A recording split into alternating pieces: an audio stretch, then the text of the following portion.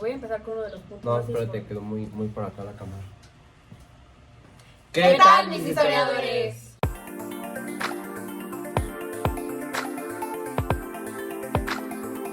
Bienvenidos a este nuevo capítulo de nuestro podcast. El día de hoy vamos a estar hablando del porfiriato y de algunos de sus pros y contras. Para esos que nunca pusieron atención en su clase de historia, el porfiriato fue una época bastante interesante. Fue el régimen de gobierno que de 1877 a 1910 fue encabezado por Porfirio Díaz, donde hubo una estabilidad tanto económica como política, la única estabilidad que ha visto México en años. La única estabilidad, ¿es en serio? Te recuerdo que Porfirio Díaz fue el rey de la opresión y de la corrupción.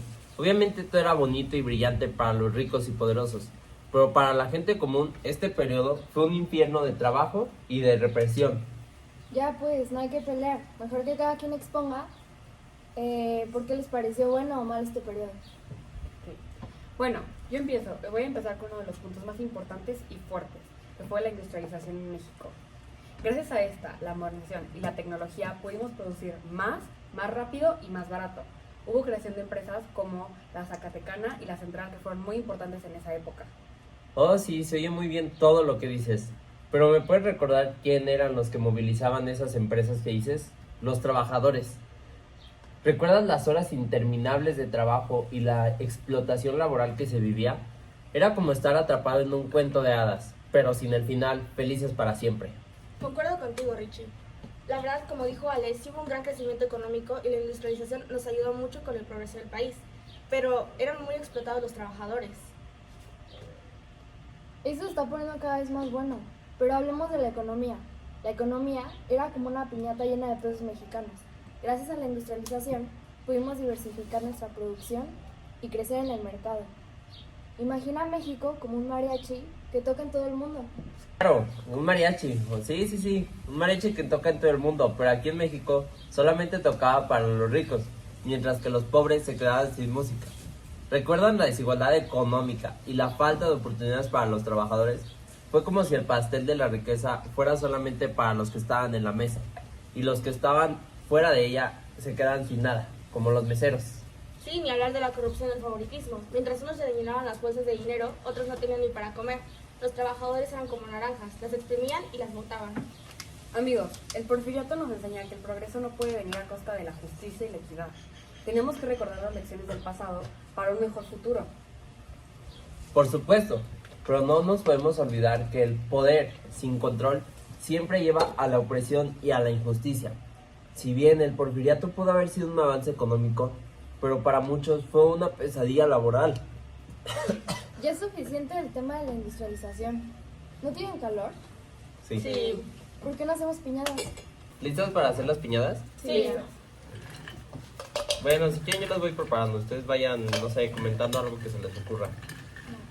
Yo me acuerdo que en el porfiriato había muy buen orden con toda la gente. No había escándalos, no había problemas. Realmente Porfirio mantenía todo en calma. Ya me desconcentraste, Ale. Sí sé a qué te refieres con el orden porfiriano. Pero recuerda que ese orden porfiriano solamente lo lograba mediante el silencio. Con la ley fuga, atrapaba a todos los que estaban en su contra y los mandaba a matar y así los silenciaba. Pues obviamente había orden, no había quien se quejara de eso. Sí, sin contar la explotación de recursos, ya que nos quitaban gran parte del petróleo y algunos minerales. Bueno, pero gracias a eso Estados Unidos nos reconoció como gobierno. Y quieras o no, pues nos ayudó a crecer como país. Tampoco nos podemos olvidar de la gran represión musical, la cual ocasionó varias huelgas en Río Blanco y Cananea. Bueno, pero no me puedes negar que gracias a todas esas personas se creó el Palacio de Bellas Artes, que ahorita es muy importante en el país. Bueno, realmente no se lo puedo negar, pero tampoco podemos negar que todas estas cosas, o la gran mayoría, se pudieron haber evitado si hubiéramos tenido una división de poderes, la cual no tuvimos, ya que Porfirio Díaz era el único que dirigía todo y tenía un gobierno muy autoritario.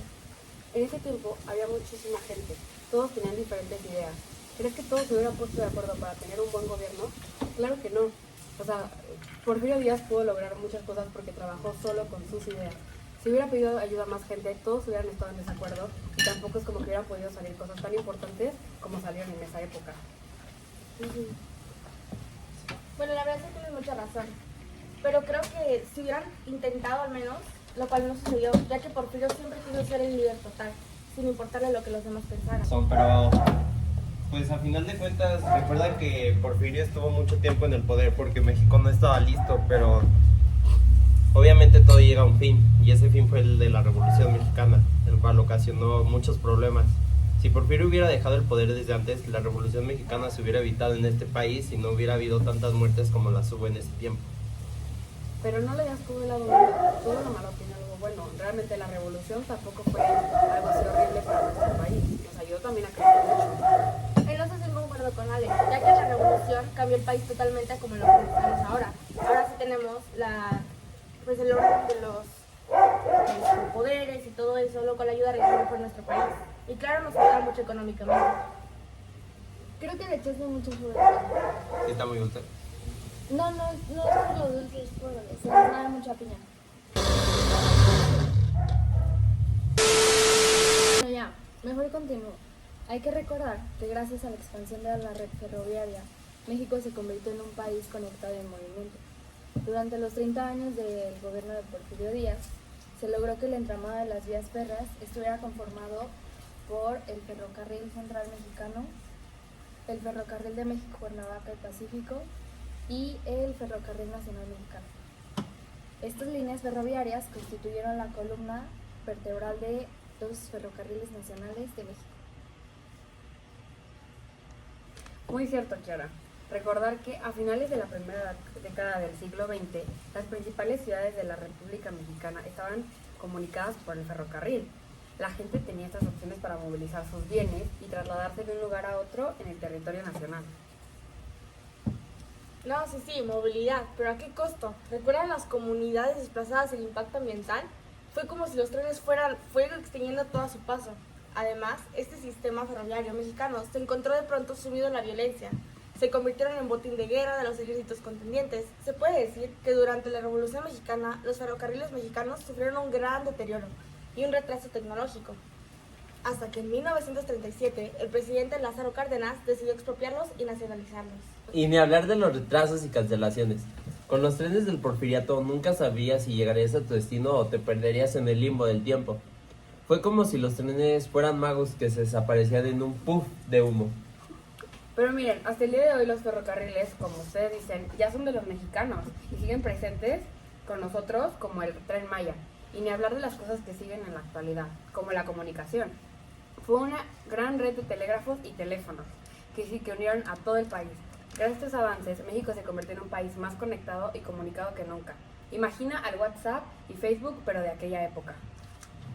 Bueno, es cierto. Cierto que el Porfiriato tuvo muchas cosas buenas, pero yo pienso que en la actualidad siguen más presentes las cosas malas. O sea, no te puedes olvidar de toda la represión que hubo en esa época. La población era infeliz, no era contenta. Pero quieras o no, todo ocurre por algo. No sabríamos qué hubiera pasado con México si el porfiriato no hubiera existido. Bueno, es cierto. Pero ahora díganos, ¿qué opinan ustedes, historiadores? Y como dijo mi ex, ¡hasta aquí llegamos!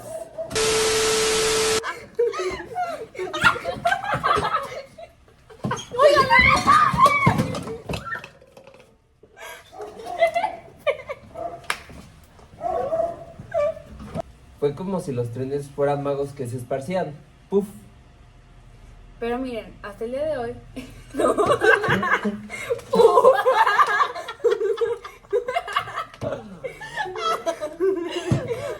Dios, madre.